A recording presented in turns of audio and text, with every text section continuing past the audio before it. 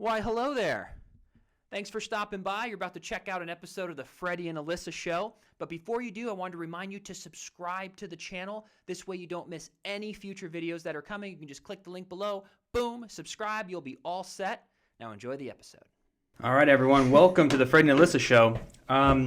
We've got quite an interesting one for you today. I think about a year ago, if you've been following us for maybe over a year, let's back it up just real quick. There's a show on YouTube called Hot Ones, and essentially they interview celebrities, and they have 10 hot sauces from not so hot to oh my god hot, like the most hot you could ever have. The most hot. And you basically just watch all of these like professionals, celebrities, all these different guests over all these seasons cry their eyes out as they get hotter and hotter. Some do good, some do bad, some have good tolerance, others don't have tolerance at all. And we decided to do this about a year ago, but I gotta say we didn't do it all the way. We kind of dipped them. It just wasn't fair. So today they're doused, at least one side of it. So it's a good actual Doused? Yeah, like they're Oh, covered. Lord. And we've got the 6 sauces up here. We're not going to do 10. We don't want to make it too long of a podcast while we sit here and cry our eyes out. So we think let's get 6. These are new sauces that we got from the company that supplies the show. And also, really to be clear, on the show, they have new sauces every season. So these are all new, different from the ones we had before. Crazy enough, I'm actually not a huge hot sauce fan, but I found that avocado one from doing it last time, and I love it. I put it on everything, eggs, you name it. I'm always using it. So I'm curious if I'll find one I like, but I don't really love hot things. So I'm a little nervous, and I don't know how I'm back in the same position again. Well, it's gonna be fun, and you're gonna be fine. I'm gonna coach you through it. You can coach me through it. By the way, happy Thanksgiving to everyone out there. Happy Thanksgiving, if you're watching guys. this, from weeks the Freddie or and months from Alyssa now Show. or whatever, I hope you had a great Thanksgiving. Happy holidays. But we're gonna go ahead and eat some wings. The sauces range anywhere from not as hot as a jalapeno all the way up to 250 times as hot as a jalapeno. Dun, dun, dun. So I'll let everyone know what sauce we're about to eat. And I made I know you can't see it on the camera right now, but I basically did a bigger nugget for the less hot, and I gradually brought it down to pretty small so that it's not as bad. So you don't have to have as much, but even if you just touch your tongue, I think it pretty much drops people to their knees. We've got milk, water, we've got beer. Can I just say too, when I walked in the kitchen and I literally walked past all the sauces you put in the cups and I could smell it, and it was so overwhelming. It almost made me sick because I was like, I can't imagine what that will taste like. Like they were that intense. Yeah. And so now we're going to be trying them. Happy Thanksgiving, guys. Happy Enjoy. Thanksgiving.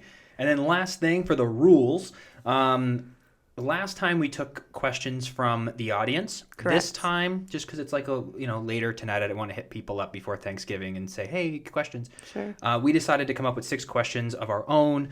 Mine ended up becoming a little more like thought-provoking. They're not like silly, like what's your favorite color? Like they're kind of like thought-provoking about your career. So I figured how exciting it would be to watch you suffer through the pain while answering these questions.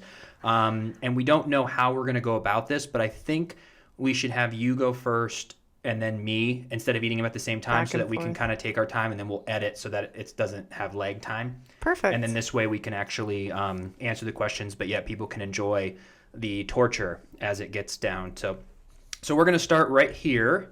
The first one is Hot Ones Classic Hot Sauce, and this one is 1800 on the Scoville level, which is about a fourth as hot as a jalapeno. So this one should actually be pretty cool. Do you want to go first? Yeah, might as well.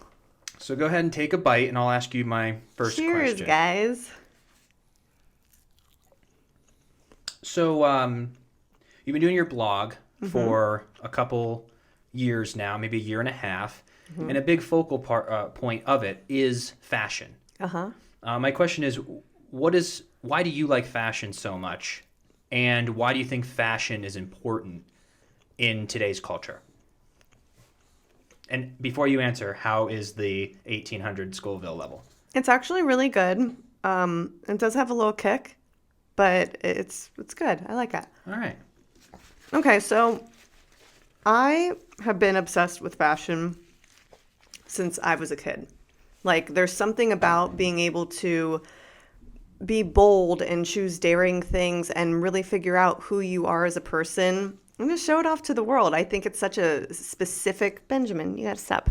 Such a specific thing that is all about you. You know, you can be whoever you want to be. And I think it's just this really cool thing and form of expression to be able to wear what you want. And I know for me, I'm always changing it up when it comes to fashion. You know, I have a lot of different personalities, and when I wake up in the morning, based on how I'm feeling that day, maybe I'm gonna dress a little more tomboyish, or maybe I'm like, you know what, I'm feeling like sassy today. Like, let me really do it up, amp it up, wear some great colors, whatever it might be. I just think it's an excellent form of expression. And so when I started the blog, at first, crazy enough, it kind of started a little bit more about positive mindset, lifestyle. And then I was like, well, I've been crazy obsessed with fashion my entire life. It's been such a passion of mine. And it kind of slowly but surely just kind of weaved its way into the page, because, you know, people would say, oh, where'd you get those boots? Where'd you get those jeans? And I think it's really cool to be able to reach so many people in the world, you know, through photos, through things that I love on my blog, or just different brands that I found, and just being able to share it. You know, it's such a cool platform. So that is the reason I chose fashion. And then one more follow-up to that. Why do you think, like, how is it that something can be so cool, so on point, so in? What is the catalyst that makes it tip to then all of a sudden you can't be caught dead wearing that? For instance, the fanny pack, super cool. Then it was like super not cool. Right. Now it's cool again. Like, how does something fall out of fashion, or how does something fall into fashion?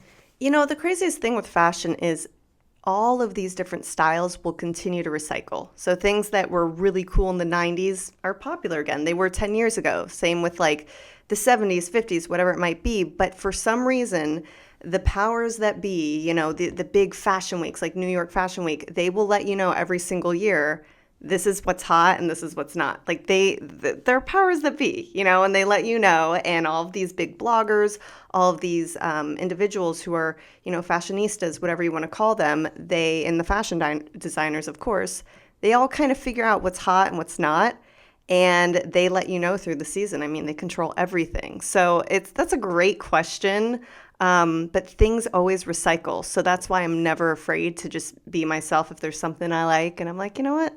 I don't care if it's not in style. I like it. I know things always come back. So, you know, just being on trend and following and watching. And I mean, there are some crazy things that have come back even this year that you're like, wow, like neon colors during the summer, and fanny packs and bike shorts were just... Visco? Huh? Is that part of the Visco? Skidit? Kind of, sort of. I mean, with all the hair scrunchies, like, people love it. And years ago, you would have been like, oh, God. Yeah. So you just don't know. But the powers that be always let you know what's good, and then people follow suit, and that's how trends start and finish. Love it. Yeah. How about you? Okay, let's have you try this. Oh my God, I can't wait. You know what's interesting, too, is Benji's going nuts because he smells food. Smells food. We should have got him plain ones and had him have one each time. He's usually so well behaved during the pods. Oh, you put it full in your mouth. Mm-hmm. I'm going to cover the microphone so I'm not talking. How's it taste? Do you enjoy it? Mm-hmm. The first one's always the best because you're like, I got this. I'm strong. I can crush it. Give me some more hot sauce. Yeah, this one's very enjoyable. Very enjoyable. Like, it adds to the chicken. Yeah. I like that. Palate in the good spots. Very, very good. All right. So, Mr. Freddie Smith, what is something people would be genuinely surprised to find out about you? Well, I feel like a lot of people have gotten to know me on social media, and I feel like I share a lot of stuff. But I think I'm well known for being an actor. Mm-hmm. And I think, interestingly enough, and it's kind of mapped out as I've gotten older in my life, I never knew what I wanted to do when I grew up. Even up until I was 17 years old. There was really never an option. So it wasn't like I was pursuing acting my whole life. It was something that kind of arrived, and I go, this looks cool. Let me do that. And now that I'm doing it, I fell in love with it. It's something that I enjoy. But I always evolve. So I don't know if, I assume I will act forever, but I'm super open to always new things and using the things that I'm learning through acting and applying it. Even a podcast, things about acting, about listening came over here. You know what I'm saying? But yeah, I think maybe something someone doesn't know about me is that acting kind of wasn't a passion of mine, that I discovered it because I basically was not interested in going to college.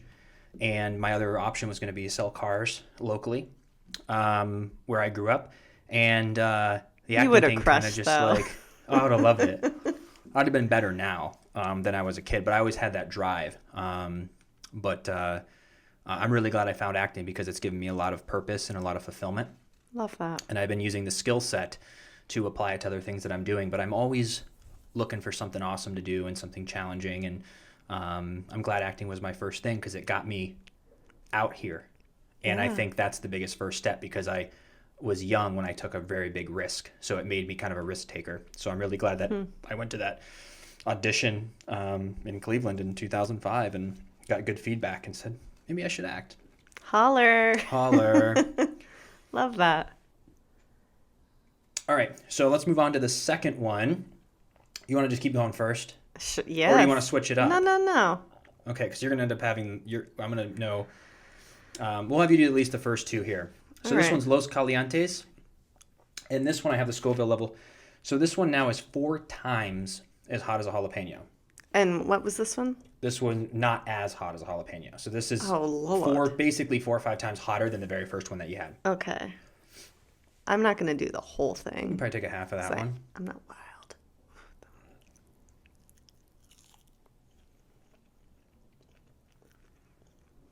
How's that one kicking? It's a slower hit. It takes a minute, kind of creeps up on you. It actually helps that we're hungry. I know. Right? It's actually good. It's a little spicy. So here's a question for you. So when you were in the 9th grade, you went to the Cayman Islands and you performed in musical theater? Or is it just theater? That's hot. Musical theater. Musical theater. So I thought. Is that something that you see yourself ever getting back into at some point in your life?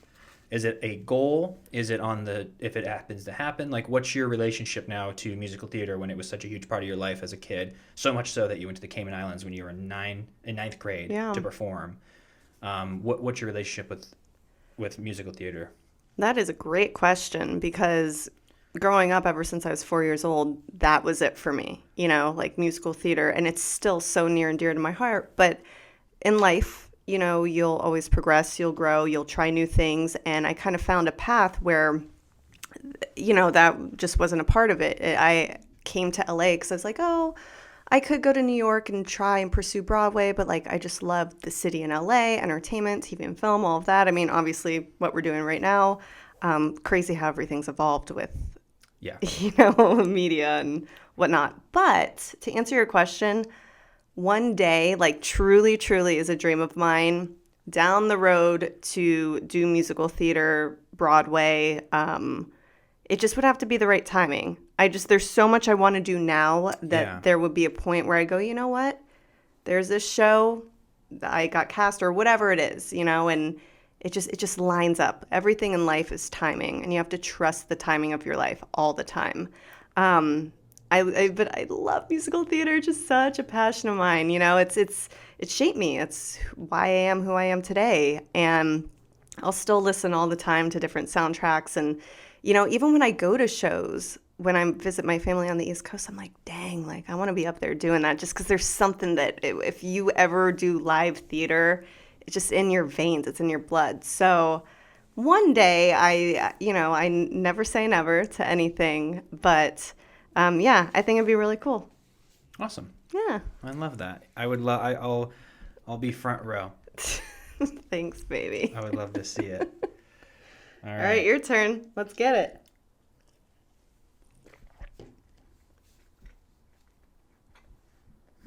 What do you think? Takes a second. But it's like, it's good. It's like sweet. Uh-huh. Takes a minute. Sorry, everyone, if we're chewing in your ear this episode. It's all right. All right. So yeah. may I ask you now?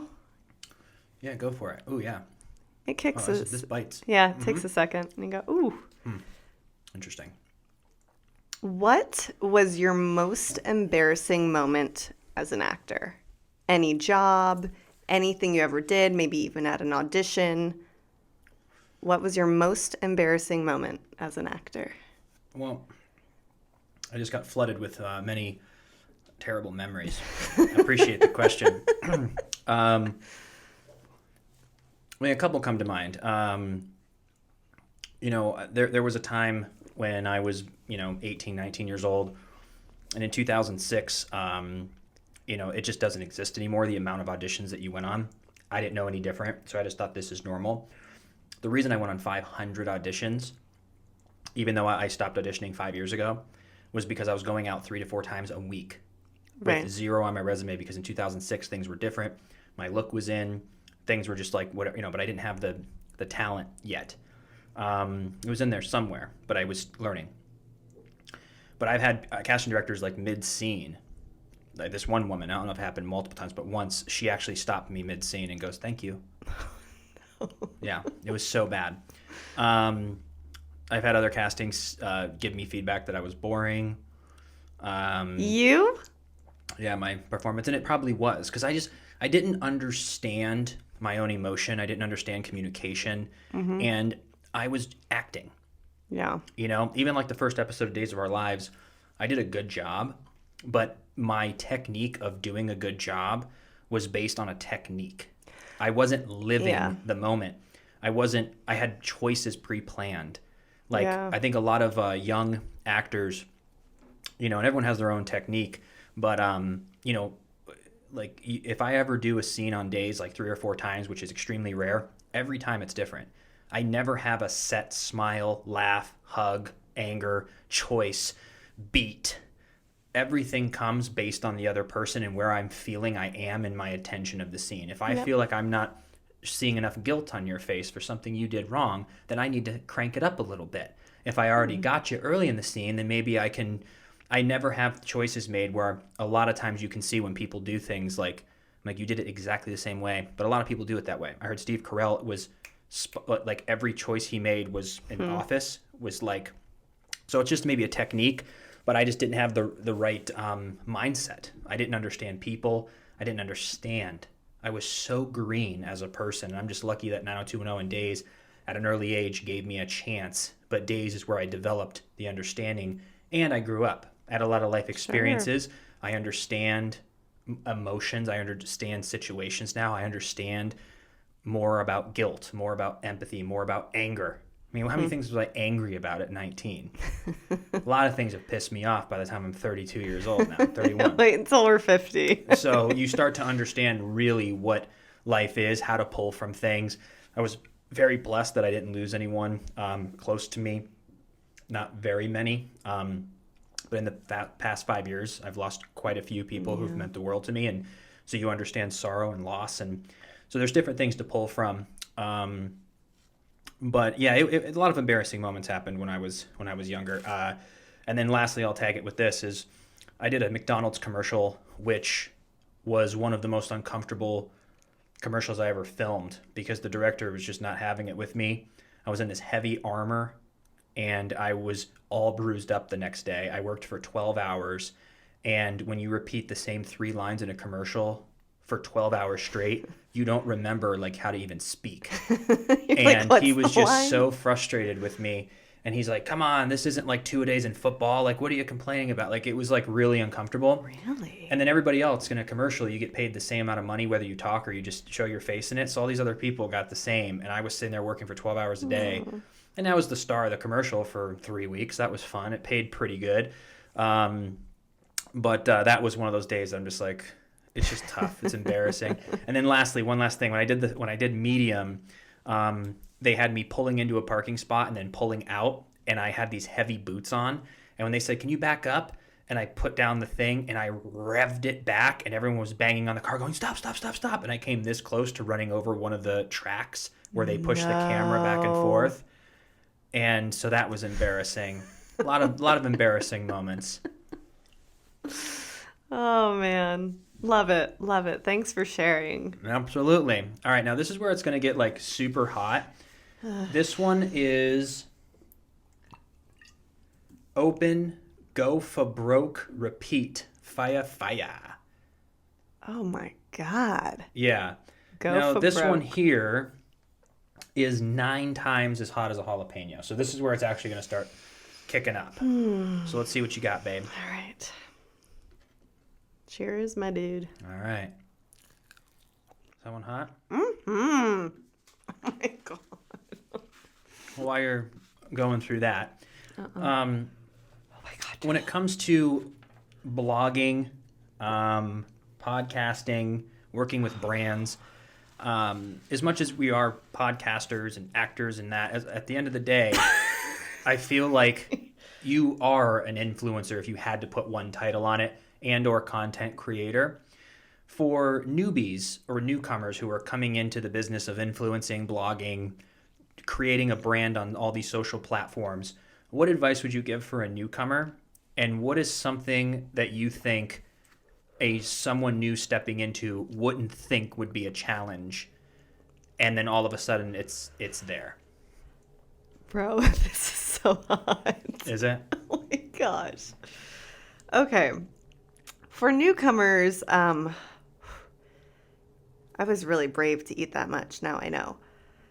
Newcomers that are looking to blog, influence, whatever it may be, I would definitely say find your niche first. Like, be so freaking specific and figure out what sets you apart from others in that category. So say you're beauty and wellness and you go, okay, I'm going to find the top influencers in this niche. Or maybe it's like super beauty and wellness, or super beauty. I can't even talk because it's so Find super beauty and wellness, guys. Wow, that's so hot. No. So find people in that niche that are really popular, see what works, see what doesn't, and then figure out how you're different from them. Because if there's already someone out there who's crushing it and you think you're just like them, they already have the attention, right? So figure out what your niche is, figure out who's in the space, who's crushing it, who's killing it. Stay consistent. By all means, I see so many people try things for 3 weeks in that world, in that industry, and then they're like over it because they don't get famous overnight or whatever it is. Like, it takes a really long time to build. Lastly, no matter what you're doing, no matter what niche, if you're a content creator and you're looking to go that route, get your booty on TikTok ASAP, because the reach there is unreal. They have lifestyle, they have comedy, entertainment, like everything you could imagine. Get on there and share what it is that makes you you and what makes you unique, and be relatable and have fun and be real, because more so than ever, I feel social media shows everyone who you are, and what wins is when you're real. People want to see like who Freddie Smith really is. People want to see Alyssa, who she really is. Like, one of the biggest things on TikTok right now is people doing these like make unders. You know what I'm saying? Like, showing who you are with no makeup, like straight up, like this is me straight out of bed. And then they do the glow up. Like, people want to see real. People want to feel you. They want to feel connected to someone. And that, I mean, what other way than being real as shit and then it happening? So that would be my advice. Holy cow, I am still burning. I can't even. Please, let's go to you. Whew.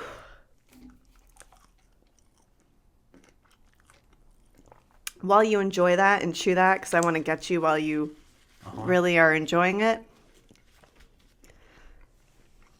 What's the title of your quarter life biography? Wow. You're right. This is really starting to kick up. It's so bad. Like, I still can't breathe. Yeah. This is when you actually wouldn't put this on to enjoy. No. Never again. Oh, wow. Yeah. Yeah. The book for my quarter life. Interestingly enough, up until I was 25 years old, I was a very different person. The last few years is when I really feel like I found who I am, and everything connected from when I was a little kid.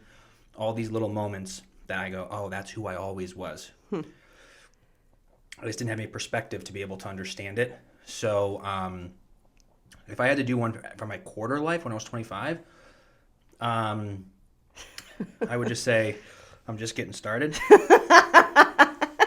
You're so annoying. I'm just getting started. How hot is that? That might be when I'm 50. 25 oh, Lord. is I'm just lacing up my shoes. No. Oh, gosh. Wow. Oh, gosh. This I know. This net back end's going to be miserable. I don't know how much I can do. Let's pause. I want to get one more beer because I'm going to need it. And maybe some more milk. Yeah. Get me a brew, too. Holy fuck. Yeah, I know. It's becoming miserable now. Mm-hmm. All right, we're back. Let's power through. We just can't think about it. Okay.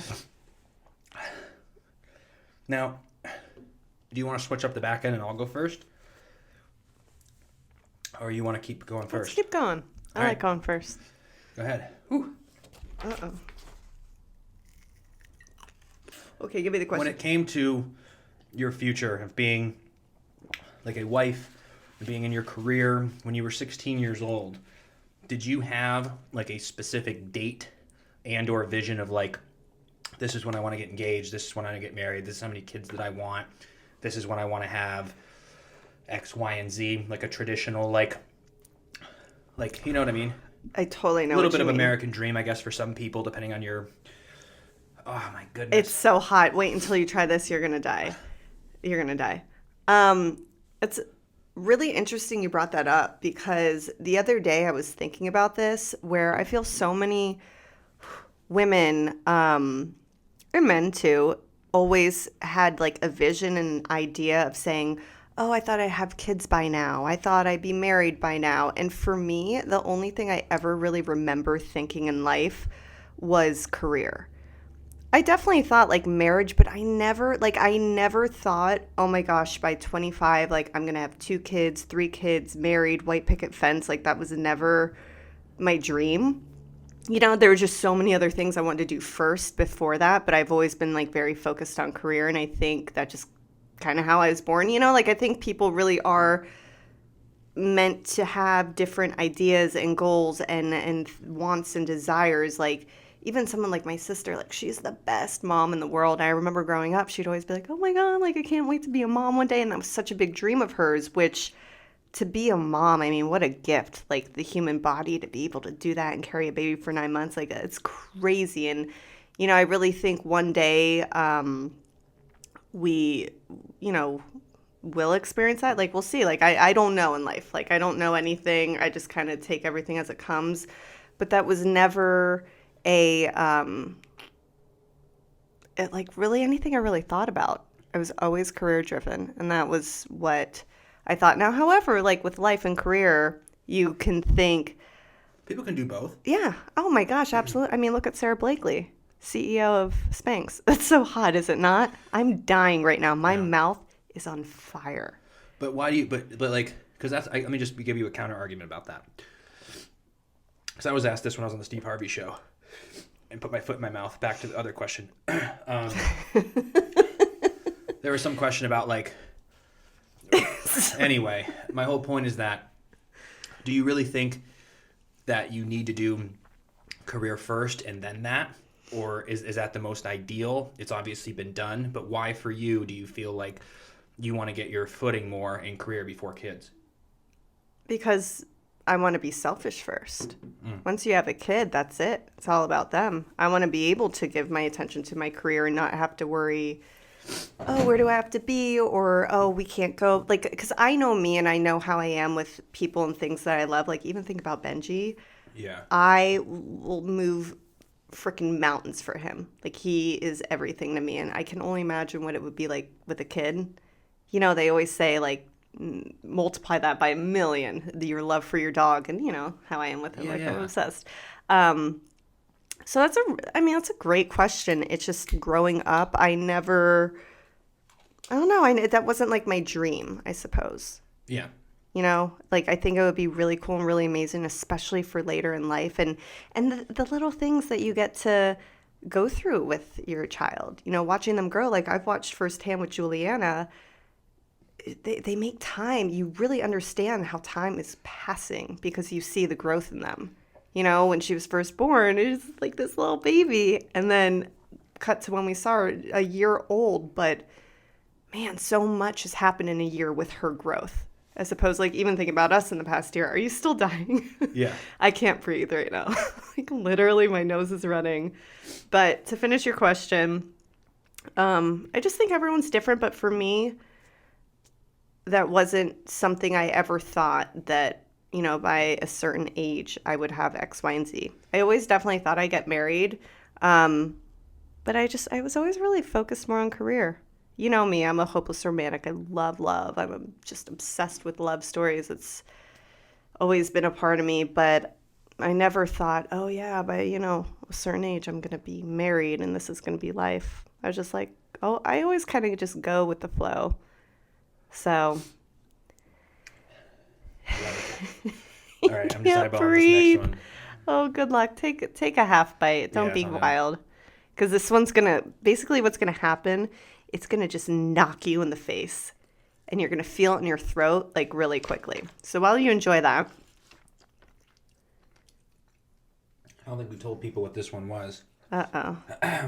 This one is the Ghost Reaper, a.k.a. Miso. Am I saying that right? Yeah. Ghost Reaper. Well, that sounds promising. Mm-hmm. And this one is... I mean, it's good. It's 14 times as hot as a jalapeno. Mm-hmm. All right, so Freddie Smith, what is something that most people learn only after it's too late? Trusting anyone but your spouse, significant other with your money, and even probably sometimes that's too much.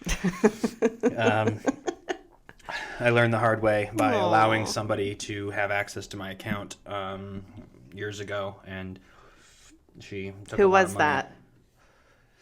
Huh? Like, in relation to you, who was this person that... Oh, my business manager. Okay. Yeah, for everyone who doesn't know the story. So yeah, that's too late. Once someone takes money, it's too late. But other than something like that, I mean, it's yet again, everything's a learning experience, and it gave me a better relationship with money, because I was on an upswing. You know, kind of had, you know, no money until I was like 22, and then I started having a little bit of money. Then by 24, had a decent amount of money where, you know, you could buy plane tickets and go to the grocery store without looking at prices, like, and then to lose all of it and go into 6 figures of debt, and then have to build our way back out, and then to be doing better than we ever have been doing. Having that roller coaster has gave me a wonderful perspective on money and my relationship with it. And so, you know, yeah, it was too late, but I learned my lesson. I'm glad it happened with tens of thousands, which still was terrible, but not hundreds of thousands and or millions, because there's a lot of stories you hear of, like Dane Cook. He had like tens of millions stolen from him, from his brother. Yeah, so crazy, man. I'm glad that I was able to learn that lesson young, build out of it, and then now be smart moving forward so that we never have that problem again. So be careful with your money. Don't trust people with your money. It's your hard-earned money. It's yours to invest, to save, to live with. And so hot. Yeah. I feel like always with business managers, there's always someone who knows someone. They go, oh my gosh, their business manager stole too. Like, I've heard it so many times. Agents, accountants, and 99% of accountants and business managers, everyone's, I'm sure, great. amazing. Yeah. But what you said is very true. Every time we've told someone, everyone doesn't know someone who knows someone. Everyone knows someone who's had money stolen from them, from an agent, from a family member, from something. And just be very, very aware of your account and have, you know, pay attention, because we got duped. We got duped. but let's rock. I'm so nervous. Let's rock. So this one real quick is called, now this is where it's going to get really terrible. This one's called Burn After Eating. No. And this one is 83 times hotter than jalapeno. And I just want to read something to you real quick. My mouth is on This sauce requires top-level heat tolerance. Consider yourself warned. You will regret this experience, but you have no one to blame but yourself. I'm taking a baby bite. Sorry, not sorry. It's not fair.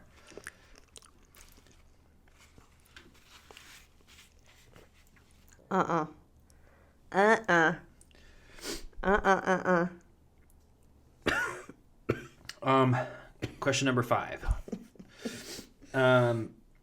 When it comes to handling business and being a self-starter, I know that you're one of the best when it comes to task-oriented.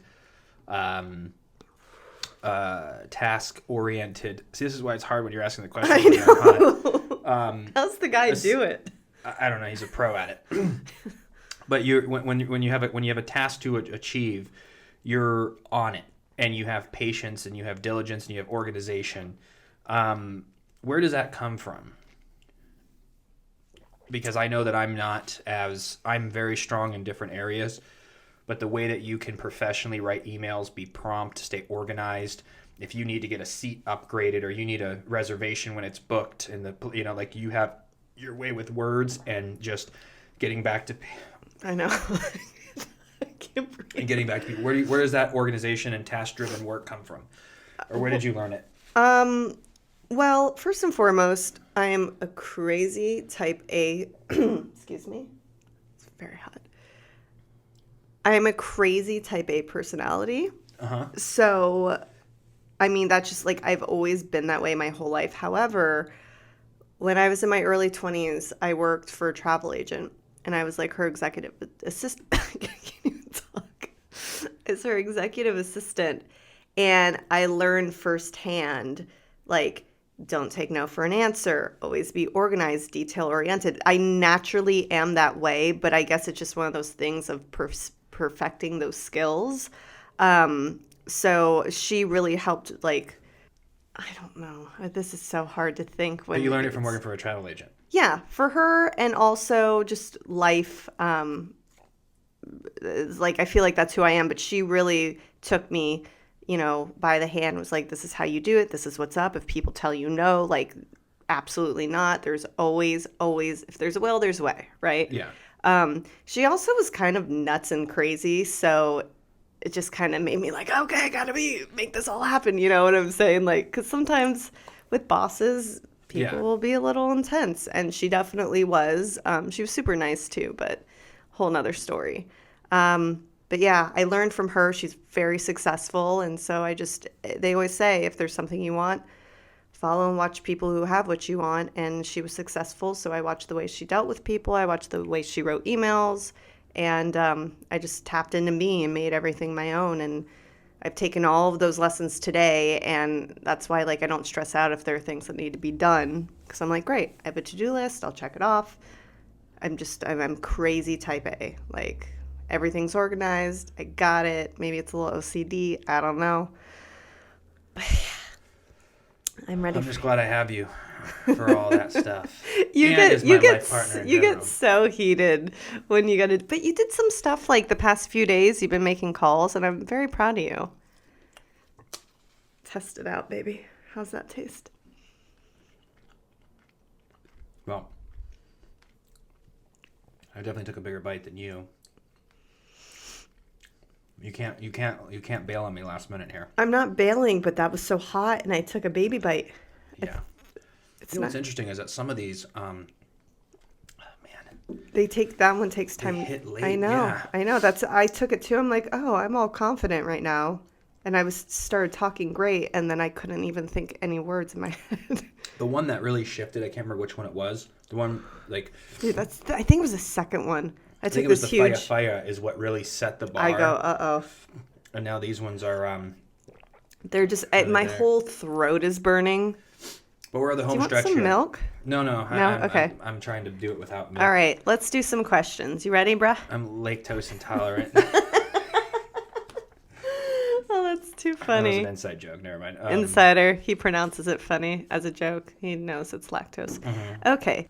What has been your favorite part about portraying and playing Sonny Kyriakis?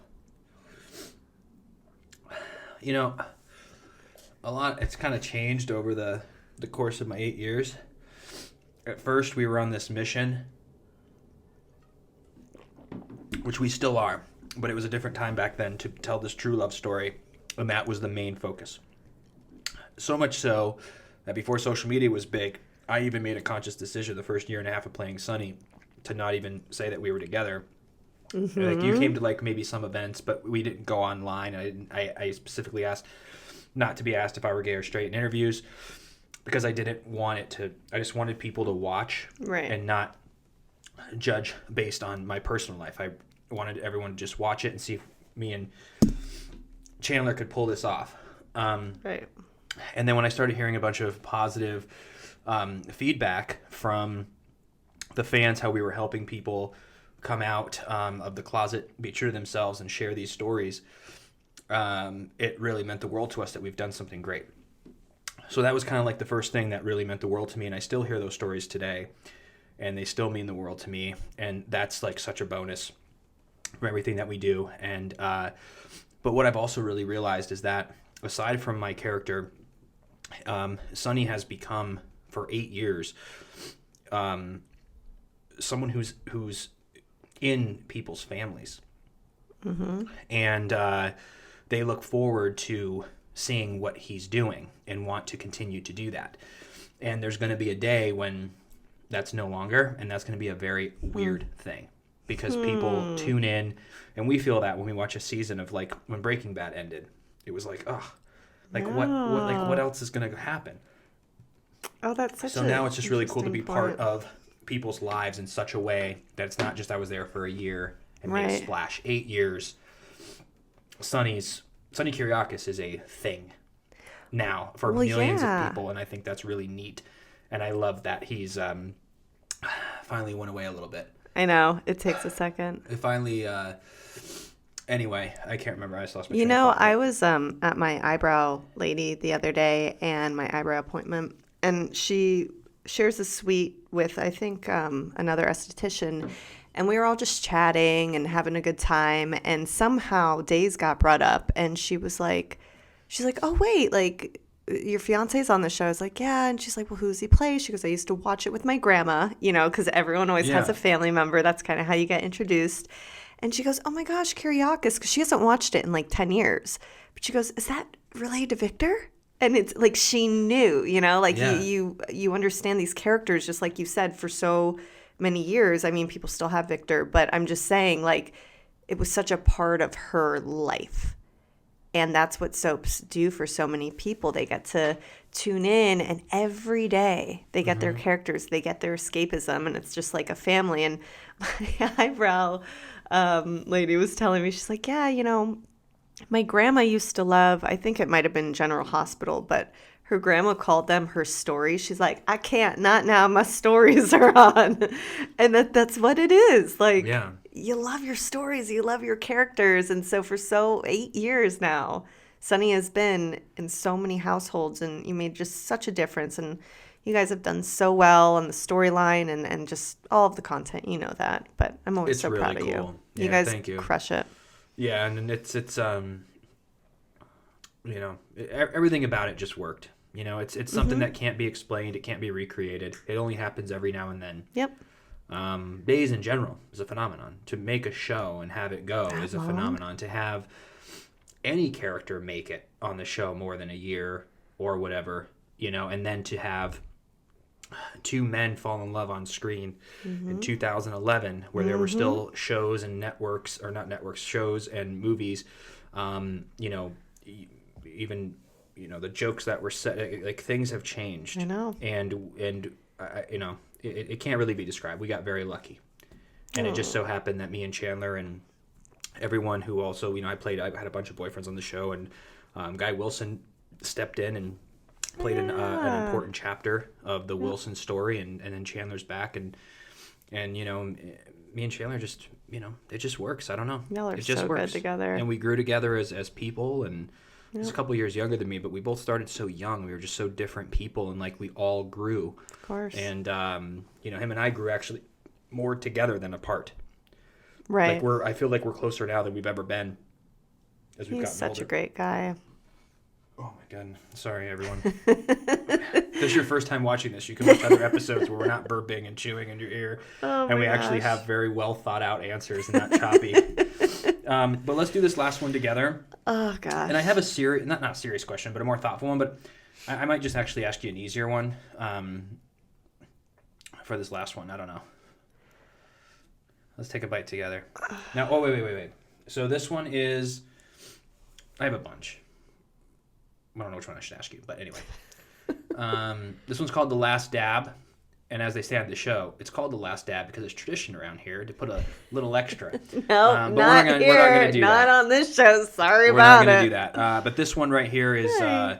250 times hotter than a jalapeno. So I think, now I want to show everyone. I'm taking a lick of this, This okay? is I'm this not is the eating that whole wing thing. that is doused in it for her. Doused in it. Yeah. Let's so not why forget don't we just it's take doused. like don't chicken out on me here. This is Homie, the last one. I am not eating that whole thing. You don't have to eat the whole thing. I'm at not least half. out of control. I Here. know my limits, and I know that I just can't breathe right now. Cheers, my boy.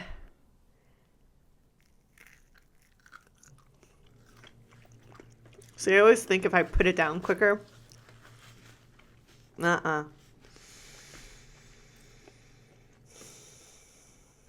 don't like this one bit. This is interesting. Wow. Oh my God. Yeah, it takes a second. Yeah. And you feel it right there in the throat? I feel it on my tongue. Oh, see, I won't put it on my tongue anymore. I learned after number 3. Yeah. Oh, Yeah. I was about to say, Yeah, that's not you're bad. That welcome. was No, sweet. my eyes are starting to water. They're literally. All right. You can ask me one first. Okay, I feel bad because you kind of answer this, but what was your least favorite acting job and why? And if I was on my toes, I would ask you a new one, but I'm not on my toes. I can't breathe. It's so hot. How are you not having milk? Every yeah, the McDonald's commercial wasn't very fun.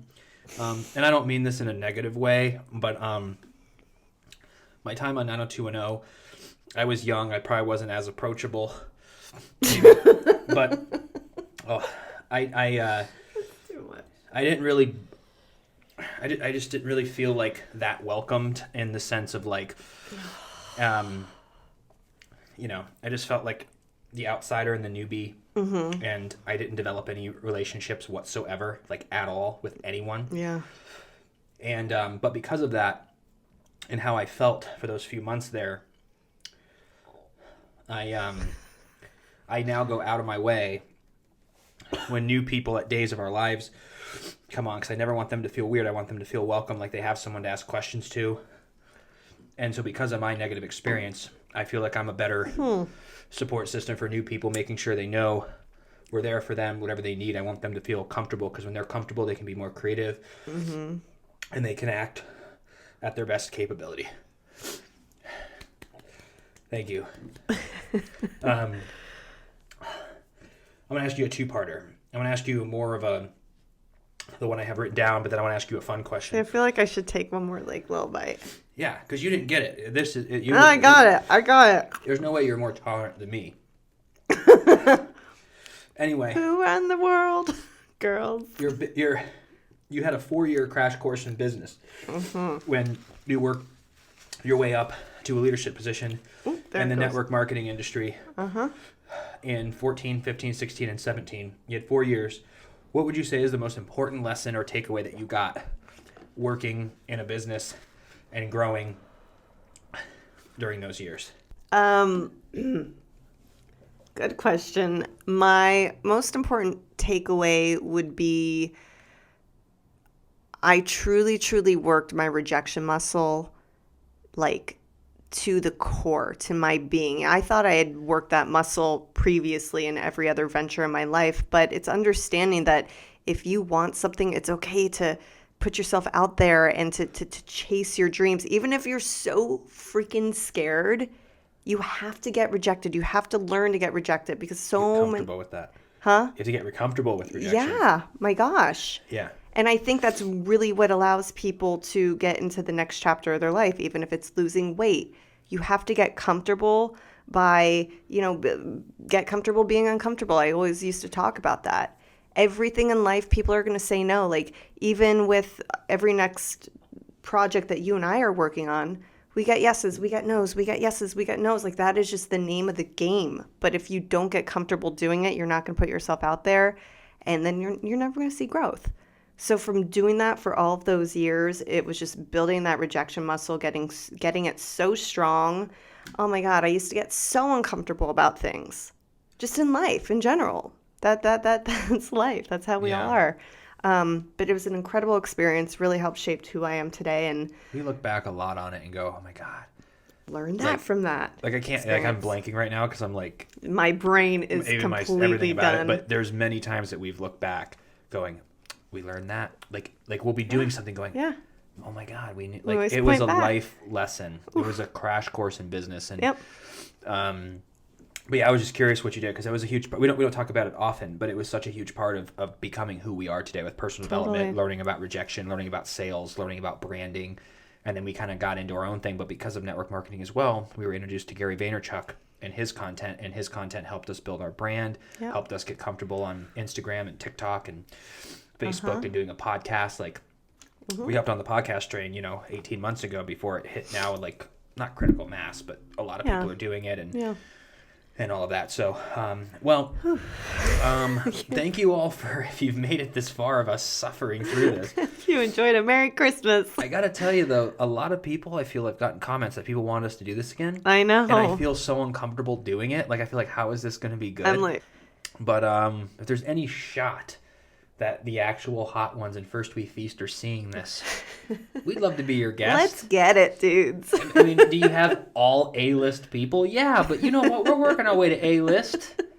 Manifest it, baby. That's my 25, my book. Working our way to A-list. I like it. But that's where it's at. Like, being on Kimmel and Fallon, I'd still, like, be super awesome. But being on, like, Rogan or Hot Ones is it's more relaxed, comfortable. You have more time, though, with your guests. You have more time. That's why it's different. So, but yeah, if you're watching this on Thanksgiving, we love you guys. Happy Thanksgiving. Yourself. And we're coming back. We've got a lot of people booked. Like, the next 3 weeks, you're going to be like, Freddie Alyssa Show is going to be like on your, like, we have so many guests coming, and it's going to be great. But I don't know what I need right now. But we need to go. Just the smell of these is killing me right now. You have no idea. But yeah, we love you all. Thank you so much. If you haven't subscribed to the channel, please do. We love you, and we'll see you next time.